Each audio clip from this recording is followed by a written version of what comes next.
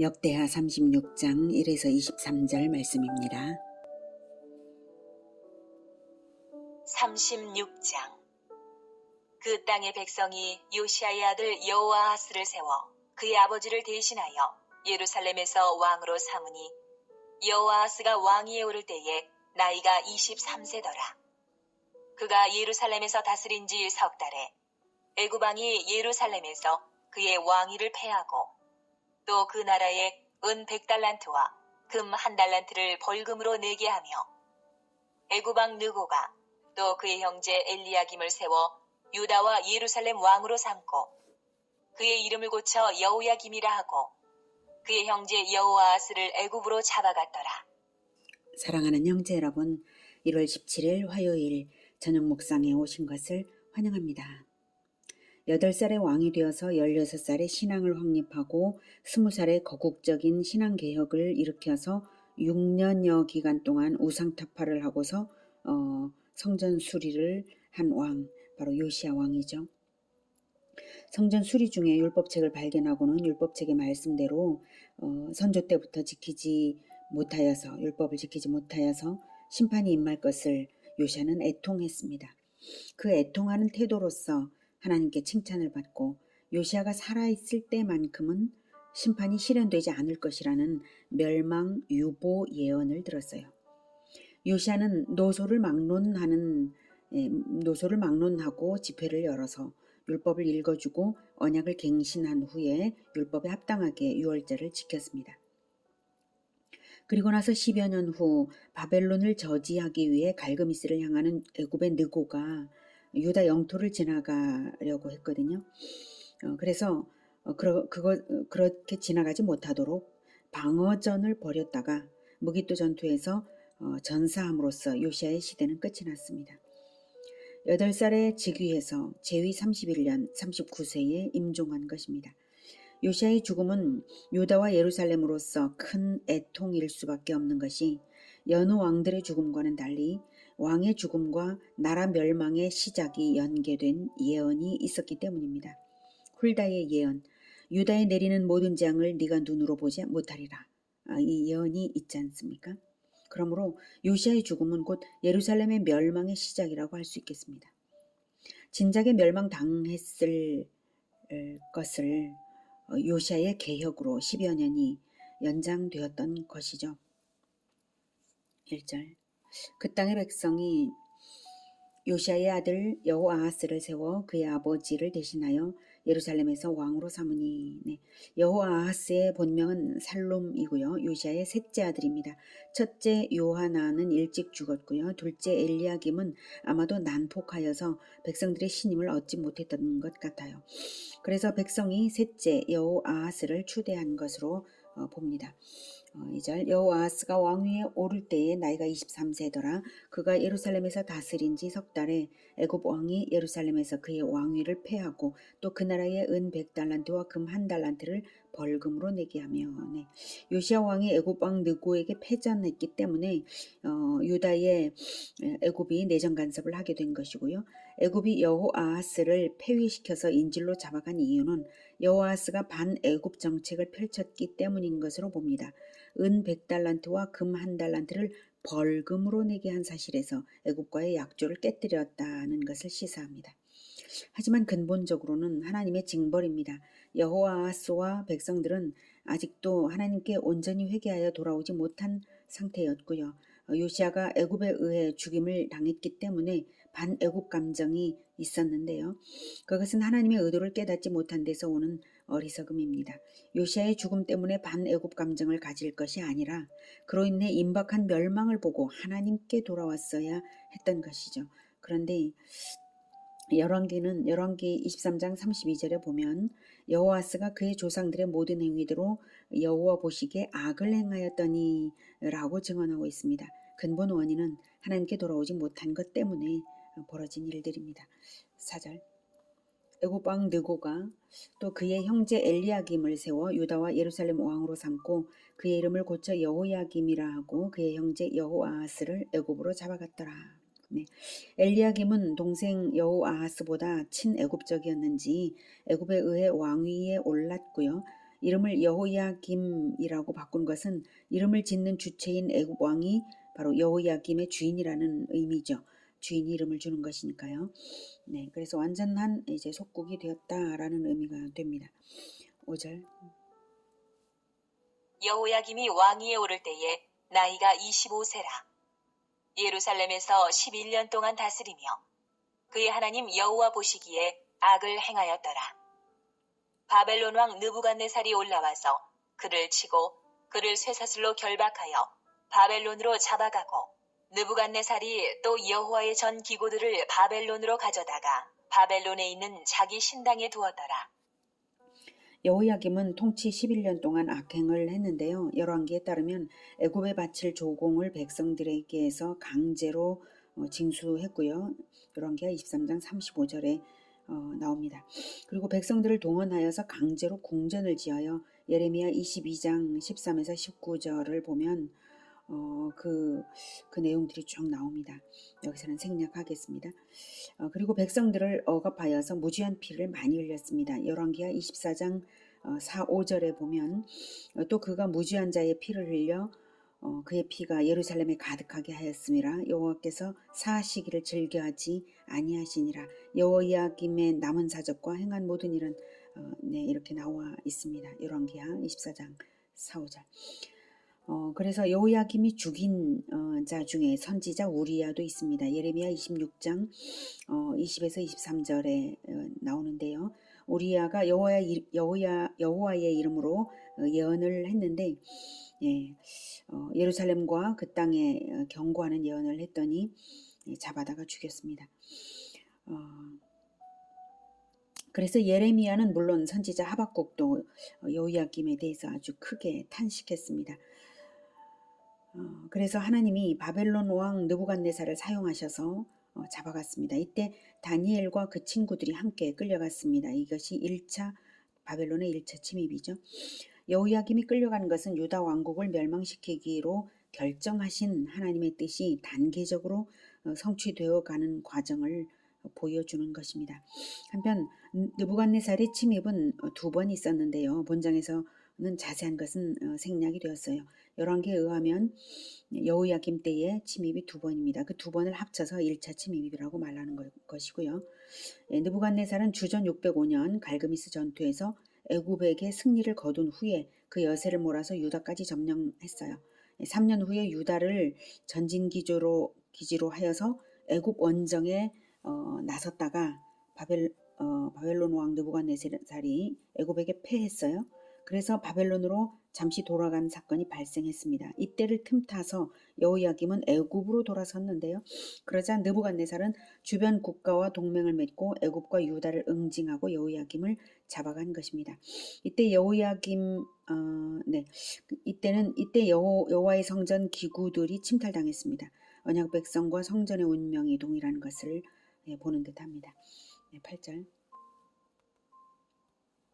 여호야김의 남은 사적과 그가 행한 모든 가증한 일들과 그에게 발견된 악행이 이스라엘과 유다 열왕기에 기록되니라. 그의 아들 여호야긴이 대신하여 왕이 되니라. 여호야긴이 왕위에 오를 때에 나이가 8세라. 예루살렘에서 3달 열흘 동안 다스리며 여호와 보시기에 악을 행하였더라. 그 해에 느부갓네살 왕이 사람을 보내어 여호야긴을 바벨론으로 잡아가고 여호와의 전에 귀한 그릇들도 함께 가져가고 그의 숙부 시드기야를 세워 유다와 예루살렘 왕으로 삼았더라. 여호야김의 죽음에 대해서는 알려진 바가 없으나 장사는 예루살렘에서 치러진 것 같습니다. 열왕기하 24장 6절에 보면 여호야김이 그의 조상들과 함께 잤다는 표현이 있어요. 그래서 아마도 여호야김은 느부갓네살에게 충성을 다짐하고 석방되어서 다시 유다를 잠시 통치했을 것으로 짐작이 됩니다. 여호야김이 총 11년을 통치했다는 것과 열조와 함께 잤다는 표현, 즉 예루살렘에서 장사했다는 것으로 보아서 그렇습니다. 여호야긴이 유다를 통치한 것은 아버지 여호야김이 포로가 된 직후가 아니라 그때로부터 약 5년 정도의 세월이 흐른 다음이었고요. 여호야긴은 고니야라고도 불리고요. 불과 3달 열흘간 제위에 있다가 바벨론 포로가 되었습니다. 한편 열왕기하 24장 8절에는 여호야긴이 왕이 될 때 나이가 18세라라고 되어 있습니다. 여기에서는 8살에 왕이 되었다. 8세라고 나와 있죠. 여호야긴이 18세냐 8세냐, 이것은 이제 역대기의 8세는 필사자의 단순 실수로 글자가 누락된 것으로 보고요. 18세가 맞는 것으로 봅니다. 여호야긴이 불과 석 달 열흘밖에 통치하지 않았는데, 그런데 9절에서는 그가 여호와 보시기에 악을 행하였더라라고 평가가 되고 있어요. 왜 이렇게 평가할 수 있는가 하면,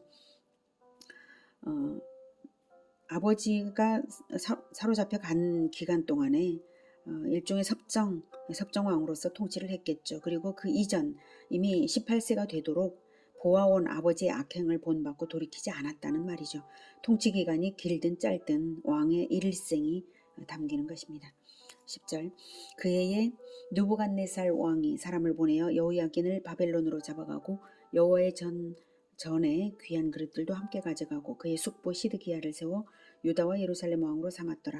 네, 이것이 바벨론의 제2차 침공입니다. 1차 침공은 여호야김 때죠. 1차는 여호야김의 배반이 직접적인 원인이었고요. 2차는 여호야긴인데 여호야긴이 원인 제공을 한 것은 없어요. 그런데 여호야김의 여파가 남아 있었는지 느부갓네살의 부하들이 먼저 유다를 포위하고 이어서 느부갓네살이 와서 예루살렘을 함락시켰습니다. 여호와의 전에 귀한 그릇들은 1차 침공 때 가져간 것 외에 남은 것들을 또 더 가져갔다는 것입니다. 이 사건이 주전 597년에 발생한 것인데요. 이때 여호야긴 왕과 에스겔, 모르드게 등 귀족들 대부분이 포로가 되었고요. 기술자들까지 1만 명이 잡혀갔습니다. 여호야긴은 이때 끌려가서 바벨론에서 37년간 옥살이를 하게 됩니다. 이렇게 여호아하스, 여호야김, 여호야긴의 운명을 보았으면 이제 시드기야가 겸손히 하나님께 돌아올 줄을 알아야 하겠는데요. 그러지를 못했습니다. 11절. 시드기야가 왕위에 오를 때에 나이가 21세라. 예루살렘에서 11년 동안 다스리며 그의 하나님 여호와 보시기에 악을 행하고 선지자 예레미야가 여호와의 말씀으로 일러도 그 앞에서 겸손하지 아니하였으며 또한 느부갓네살 왕이 그를 그의 하나님을 가리켜 맹세하게 하였으나 그가 왕을 배반하고 목을 곧게 하며 마음을 완악하게 하여 이스라엘 하나님 여호와께로 돌아오지 아니하였고. 네, 하나님께서는 이 멸망의 마지막 순간까지도 선지자들을 보내셔서 회개를 촉구하셨습니다. 그러나 끝내 회개하지 않았고요. 바벨론에 대한 맹세를 어겼는데요. 그것은 하나님의 사람 예레미야의 말을 듣지 않고 거짓 선지자들의 주장을 들었기 때문입니다. 예레미야는 바벨론에 협력하도록 권고를 했어요. 하나님의 뜻을 알기 때문이었죠. 근데 거짓 선지자들은 그 반대로 했습니다. 14절. 모든 제사장들의 우두머리들과 백성도 크게 범죄하여 이방 모든 가증한 일을 따라서 여호와께서 예루살렘에 거룩하게 두신 그의 전을 더럽게 하였으며 그 조상들의 하나님 여호와께서 그의 백성과 그 거하시는 곳을 아끼사 부지런히 그의 사신들을 그 백성에게 보내어 이르셨으나 그의 백성이 하나님의 사신들을 비웃고 그의 말씀을 멸시하며 그의 선지자를 욕하여 여호와의 진노를 그의 백성에게 미치게 하여 회복할 수 없게 하였으므로 하나님이 갈대아 왕의 손에 그들을 다 넘기심에 그가 와서 그들의 성전에서 칼로 청년들을 죽이며 청년 남녀와 노인과 병약한 사람을 긍휼히 여기지 아니하였으며. 네, 시드기야는 물론이고 14절에 보면 모든 제사장들의 우두머리들과 백성도 크게 범죄하여 이방 모든 가증한 일을 따라서 다 여호와께서 예루살렘에 거룩하게 두신 그의 전을 더럽게 하였으며 이렇게 나오고 있습니다.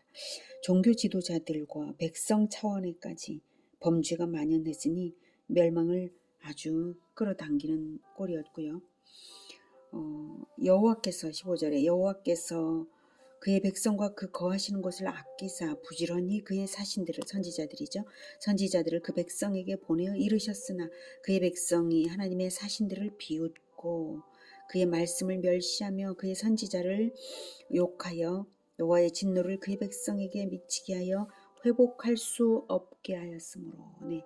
그래서 하나님의 사신들이라고 말하는 이유는 제국의 사신들을 욕보이면 제국의 왕이 용서하지 않듯이 하나님께 멸망당할 짓을 한다는 그 의미를, 하나님의 사신들인 선지자들을 욕보이면 멸망당할 짓을 하는 거죠. 결코 용서받지 못할 짓을 하는 것입니다. 그래서 사신이라고 말한 것이고요. 선지자들에 대한 박해까지 백성 차원에서 저질렀으니 심판을 조금이라도 회피할 수 있는 길을 완전히 차단한 꼴입니다. 왕이 정치적으로 박해를 한 것이 아니라 백성들 차원에서까지 그러한 거예요.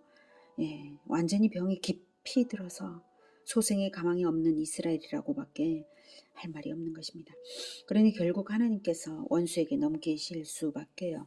17절 하나님이 갈대아 왕의 손에 그들을 다 넘기심에 그가 와서 그들의 성전에서 칼로 청년들을 죽이며 청년 남녀와 노인과 병약한 사람을 긍휼히 여기지 아니하였으며. 이때 갈대아 왕은 바벨론 왕 느부갓네살을 말하고요. 이것이 바벨론의 제3차 침입입니다. 이때가 주전 588년이고 예루살렘을 1년 6개월 동안 포위하여서 마침내 주전 586년 4월 9일에 예루살렘은 함락됩니다. 선지자들을 거부한 것은 더 이상의 하나님의 긍휼까지도 거부한 것이므로 남은 것은 심판뿐이었던 것입니다. 18절 또 하나님의 전에 대소 그릇들과 여호와의 전에 보물과 왕과 방백들의 보물을 다 바벨론으로 가져가고 또 하나님의 전을 불사르며 예루살렘 성벽을 헐며 그들의 모든 궁시를 불사르며 그들의 모든 귀한 그릇들을 부수고 칼에서 살아남은 자를 그가 바벨론으로 사로잡아가매 무리가 거기서 갈대아 왕과 그의 자손의 노예가 되어 바사국이 통치할 때까지 이르니라. 하나님께서 바벨론을 사용하셔서 성전을 불사르게 하시기까지 이스라엘을 이토록 벌하시는 것은 그들이 이미 성전을 그들 자신이 모독했기 때문이고요. 더 이상 성전이 필요 없는 자들이 되었기 때문입니다. 너무나 가슴이 아프죠. 과거에 성전을 짓도록 다윗을 사용하시고 솔로몬을 사용하실 때 그 성전에서 기도하면서 그 영광스럽게 성전에 임하셨던 하나님을 생각할 때 얼마나 가슴이 아픕니까? 21절 이에 토지가 황폐하여 땅이 안식년을 누림같이 안식하여 70년을 지냈으니 여호와께서 예레미야의 입으로 하신 말씀이 이루어졌더라. 바벨론 포로 기간을 안식년에 비유하고 있습니다. 안식년은 하나님께서 명령하셔서 하나님의 통치를 기념하게 하셨던 규례입니다. 즉 하나님 나라라는 증거가 안식년을 지킴으로써 나타나도록 명하신 규례인데 토지 경작을 멈추고 그렇게 함으로써 토지가 하나님의 것임을 인정해 드리는 행위죠. 토지 경작을 한 해 동안 멈추고 빚독촉을 하지 않고 동족인 노예는 해방시켜주는 그러한 것이 바로 7년에 한 번씩 시행되게 명령하셨습니다. 그런 명령을 주셨지만 이스라엘은 역사 속에서 단 한 번도 안식년을 지킨 적이 없으므로 그들이 겪어야 하는 70년의 포로 기간은 490년 역사 가운데 있었어야 했던 안식년을 한꺼번에 지키게 하신 것이나 마찬가지라는 말입니다. 이때 70년은 1차 바벨론 침입이 있었던 주전 605년부터 고레스 칙령으로 1차 귀환한 시점인 주전 536년까지를 말합니다. 이것은 예레미야의 예언대로 된 것입니다. 예레미야 25장 11, 12절 제가 읽겠습니다. 이 모든 땅이 폐허가 되어 놀랄 일이 될 것이며 이 민족들은 70년 동안 바벨론의 왕을 섬기리라. 여호와의 말씀이니라. 70년이 끝나면 내가 바벨론의 왕과 그의 나라와 갈대아인의 땅을 그 죄악으로 말미암아 벌하여 영원히 폐허가 되게 하되, 예, 70년이 끝나면 이제 돌아오게 하겠다는 말씀이죠. 70년이 끝나면 하나님의 말씀은 틀림없이 이루어지는 것입니다. 70년 동안 바벨론을 섬기는 것도 이루어지고요. 너무나 다행인 것은 이렇게 심판당하는 것만 아니라 귀환과 회복도 예언을 주셨다는 사실입니다. 예, 정한 때에 그 징벌을 달게 받고 충분히 회개해서 그리고 예언대로 70년 후에 이루어졌습니다. 귀환이 이스라엘이 아무 짓도 안 했는데도 말입니다. 22절부터는 포로 생활 70년이 지난 후의 일입니다. 22절. 바사의 고레스 왕 원년에 여호와께서 예레미야의 입으로 하신 말씀을 이루시려고 여호와께서 바사의 고레스 왕의 마음을 감동시키심에 그가 온 나라에 공포도 하고 조서도 내려 이르되 바사왕 고레스가 이같이 말하노니 하늘의 신 여호와께서 세상 만국을 내게 주셨고 나에게 명령하여 유다 예루살렘의 성전을 건축하라 하셨나니 너희 중에 그의 백성된 자는 다 올라갈지어다. 너희 하나님 여호와께서 함께 하시기를 원하노라 하였더라. 역대하. 네, 1장으로 다시 되돌아갔네요. 바사, 즉 페르시아, 이제 제국이 바뀌었죠. 바벨론에서 이제 페르시아로. 페르시아의 왕이 된 고레스가 칙령을 발표하기를 유다 예루살렘의 성전을 건축하라 하셨나니 너희 중 그의 백성된 자, 즉 하나님의 백성된 자는 다 올라갈지어다. 예, 돌아가라 한 것입니다. 성전 건축을 하기 위하여 가서 성전을 건축하라라고 페르시아의 왕이 명령을 한 거예요. 본국으로 귀환하라는 이 칙령을 기록한 것이 대형 박물관에 유물로 남아 있습니다. 예, 이것이 바로 바사왕 고레스가 칙령을 발표한 것을 기록한 것입니다. 바사왕 고레스가 하나님의 계시를 받은 것은 분명합니다. 그것은 이미 이사야 때부터 예언이 되어 있었던 것입니다. 수백 년 전 이사야 말입니다. 이사야 45장 1절에 여호와께서 그의 기름 부음을 받은 고레스에게 이같이 말씀하시되, 고레스에게 이미 이름까지 분명하게 하나님께서는 솔로몬이 태어나기 전에 솔로몬이라는 이름을 주셨고 또 사사 삼손도 태어나기 전에 이름을 주셨던 것처럼 페르시아 왕의 이름을 수백 년 전에 이렇게 부르셨던 것이죠. 고레스에게 이같이 말씀하시되 내가 그의 오른손을 붙들고 그 앞에 열국을 항복하게 하며, 열국을 항복하게 제국의 왕이 될 것이라는 거죠. 고레스가 내가 왕들의 허리를 풀어 그 앞에 문들을 열고 성문들이 닫히지 못하게 하리라.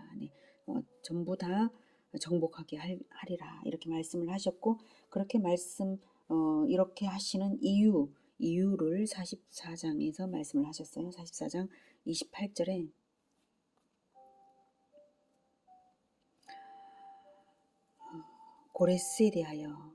고레스에 대하여는 이르기를 내 목자라 그가 나의 모든 기쁨을 성취하리라 하며, 예루살렘에 대하여는 이르기를 중건되리라 하며, 성전에 대하여는 네 기초가 놓여지리라 하는 자니라 이렇게 말씀을 하셨습니다.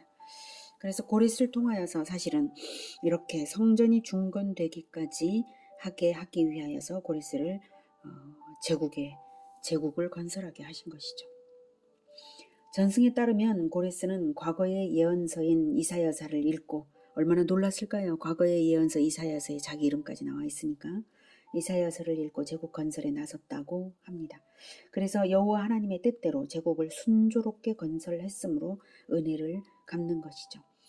제국의 역사를 이스라엘 노예들을 위하여 좌지우지하시면서 말씀하신 대로 이루신 하나님이십니다.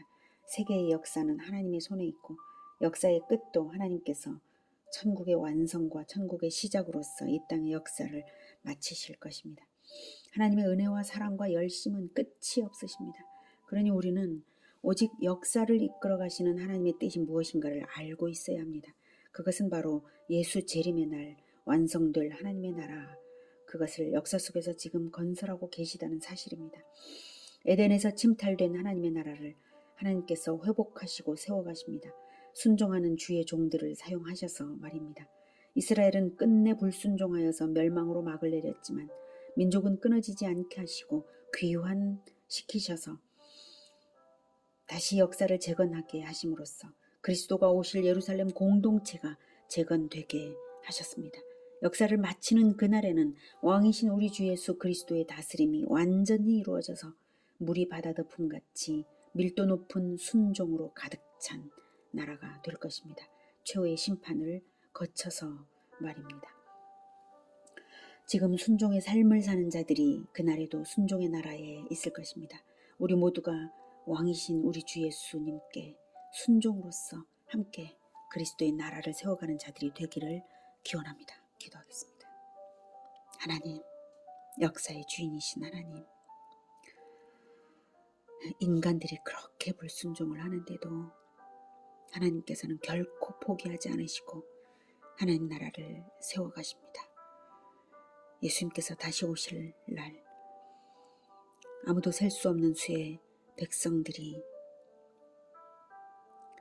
부활체가 되어 예수님을 맞이하고 그리고 영원한 나라 새하늘과 새 땅으로 들어갈 것을 믿습니다. 하나님, 세상은 결국 망할 것이고 하나님 나라는 반드시 세워집니다.